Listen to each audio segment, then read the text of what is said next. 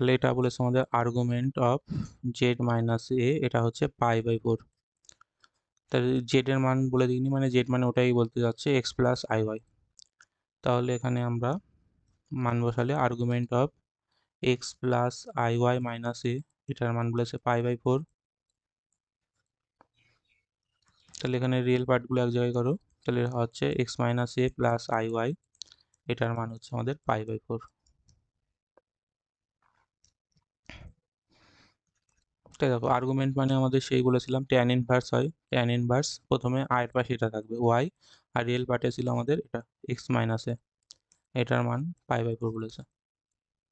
তাই দেখো ট্যান ওদিকে গেলে ট্যান ইনভার্স ওদিকে গেলে ট্যান হয়ে যাবে, মানে আমরা বলতে পারছি ওয়াই বাই এক্স মাইনাস এর মান হবে আমাদের ট্যান অফ π/4।